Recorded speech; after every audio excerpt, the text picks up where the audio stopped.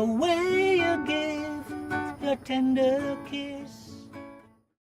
The morning of Monday, the 24th of November, 2025, began like any other day for most people around the world. Yet within hours, the global music community would be shaken by one of the most devastating announcements in recent memory. Major news outlets suddenly lit up with urgent headlines. Jimmy Cliff, Jamaican reggae legend and international cultural icon, has died at the age of 81. The first official confirmation came from his wife, Latifah Chambers, who posted an emotional message across his social media platforms. Her words were raw, filled with heartbreak, yet guided by strength. She revealed that her husband had passed away after suffering a sudden seizure, followed by severe pneumonia. It was a brief but tragic medical crisis that his body could not overcome. The message bore not only her signature, but also the names of their children, Lilty and Aiken. Within minutes, thousands of fans responded with disbelief and sorrow. By the time the Associated Press, The Guardian, and People magazine released their verified reports, the world understood that one of the defining voices of the 20th century was truly gone. The news swept through Jamaica like a storm. Radio stations halted programming to play his songs. Fans gathered in groups, some lighting candles outside record stores, others simply sitting quietly, as "Many Rivers to Cross" echoed through the streets. Commentators called the moment the end of an era, while Jamaican Prime Minister Andrew Holness delivered a tribute that captured the gravity of the loss. He honored Jimmy Cliff as a cultural giant, a man whose music had carried the essence of Jamaica, its pain, its strength, its joy, into the consciousness of the entire world. As messages of grief poured in from musicians, political leaders, filmmakers, and millions of admirers, one haunting question rose in every tribute.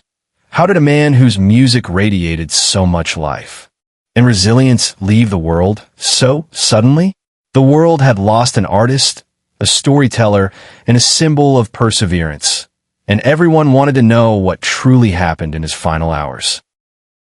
In the days leading up to his passing, Jimmy Cliff had been spending time at home, enjoying the quiet comfort of family life. He was known for remaining spiritually grounded and emotionally present.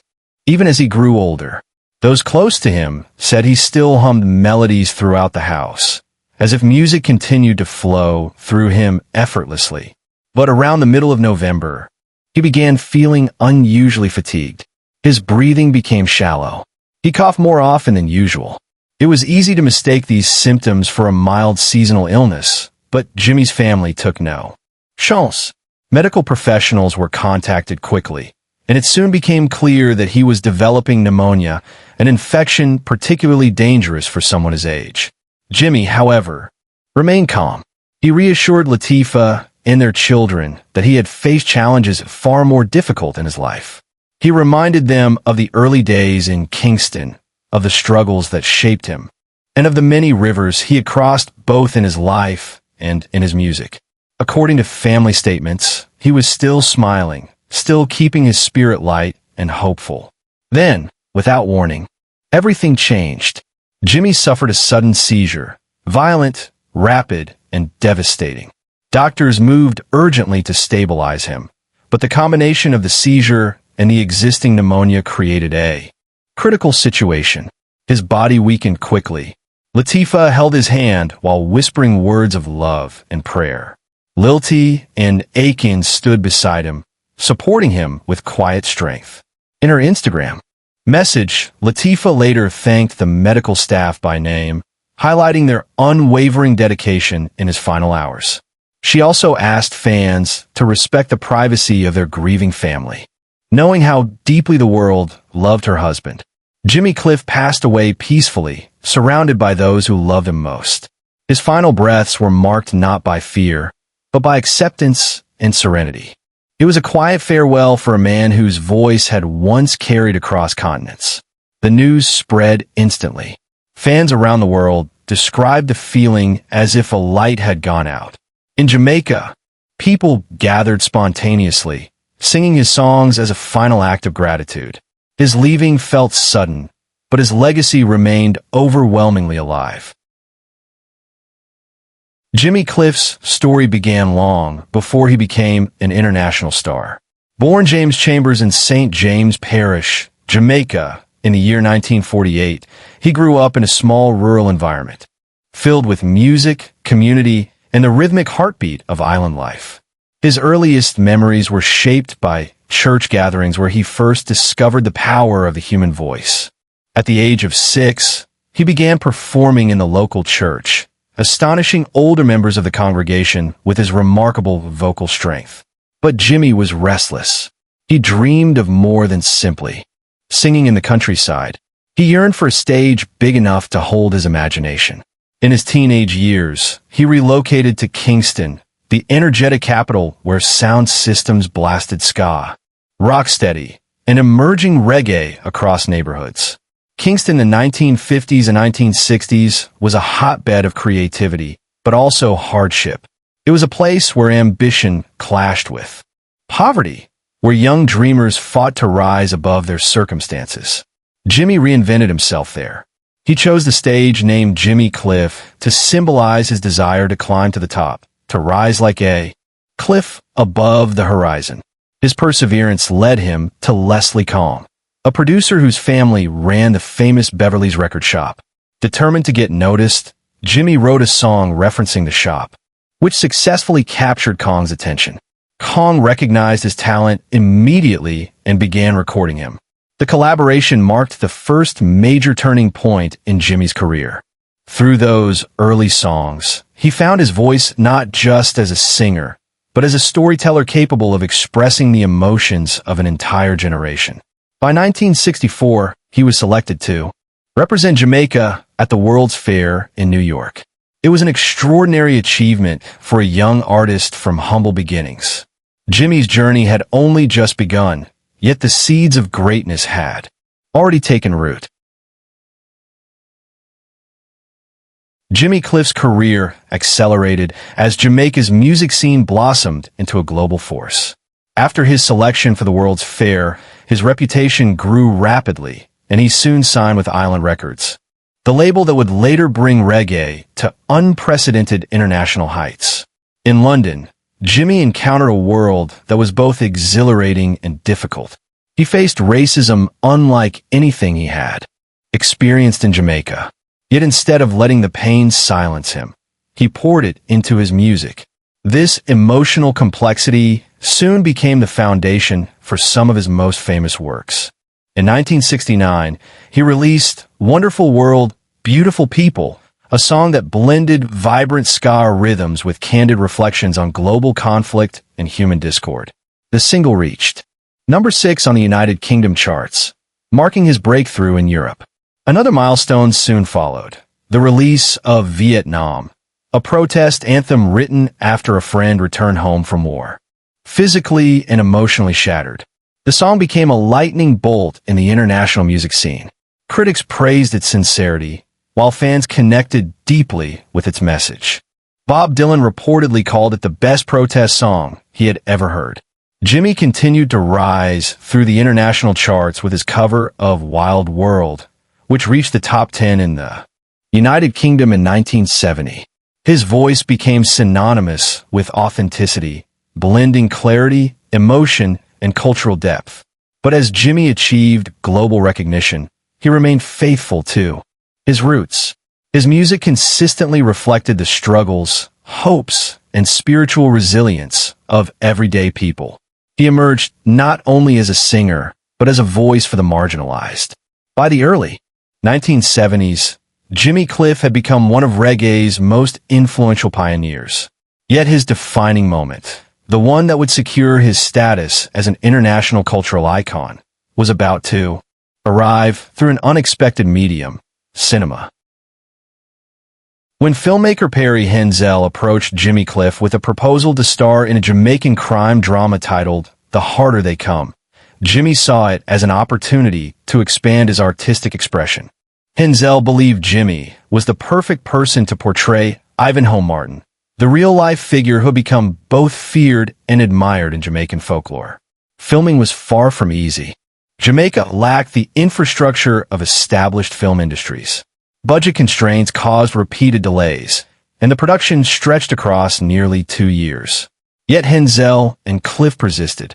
They believed in the story's power and in its ability to capture the soul of Jamaica at a pivotal time. When the film was finally released in 1972, it received limited screenings, but strong critical praise.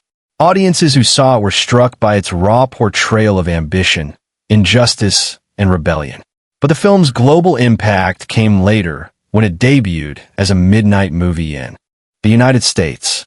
Over time, it became a cult phenomenon, drawing fans from across subcultures and generations. The soundtrack became one of the most important reggae albums ever produced.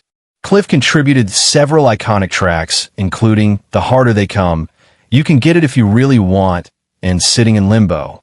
The album also featured artists such as Desmond Dekker and Toots, and the Maytals, creating a rich musical tapestry that introduced reggae to millions. Jimmy's performance in the film turned him into a global symbol of Jamaican culture. He embodied the tension between aspiration and oppression, giving audiences around the world a glimpse into the complexity of Caribbean life. The Harder They Come cemented Jimmy Cliff's place in history, not only as a musician, but as a cultural ambassador. Jimmy Cliff's music transcended generations. His compositions carried universal messages of hope, resistance, reflection, and triumph.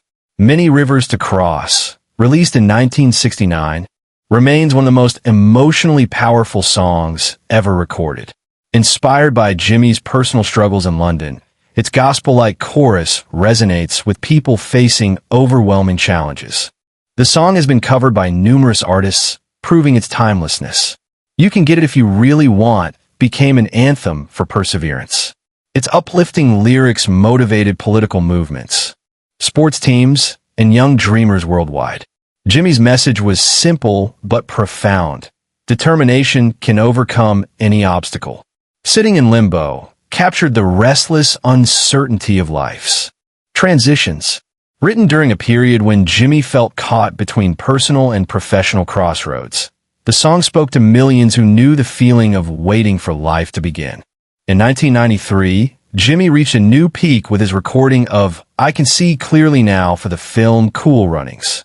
The energetic arrangement and radiant optimism of the track made it an international hit. It topped the charts in France and climbed into the top 20 of the United States Billboard Hot 100. For many listeners, it became a defining sound of the early 1990s. Over the years, Jimmy collaborated with the Rolling Stones, Sting, Annie Lennox, Wyclef Jean, Bruce Springsteen, and Tim Armstrong. He recorded more than 30 studio albums and performed across continents, often delivering concerts described as spiritual experiences. Jimmy Cliff's voice was not simply musical. It was emotional infrastructure for millions of people across cultures. His songs offered comfort, courage, and clarity. They celebrated the resilience of the human soul. Throughout his career, Jimmy Cliff accumulated an array of honors that reflected both his artistic brilliance and cultural impact. He won 2 Grammy Awards from 7 nominations. He was inducted into the Rock and Roll Hall of Fame in the year 2010, an achievement reserved for artists who fundamentally shaped the history of global music. He received the Order of Merit, one of Jamaica's highest national honors, placing him alongside only a few individuals whose contributions transformed the nation's cultural identity. His hometown recognized him further when Montego Bay renamed its hip strip as Jimmy Cliff Boulevard in 2019. 2 years later, Jamaican officials granted him an official passport acknowledging him as a reggae ambassador. Symbolic yet deeply meaningful recognition of the way he had carried Jamaican heritage across continents. His later work, including his 2022 album Refugees, explored themes of displacement, belonging, and human resilience. Created in collaboration with Wyclef Jean, the album was applauded as a powerful return to form. Critics called it emotional, timely, and a bridge between generations. Though he occasionally returned to acting, Jimmy remained primarily devoted to music.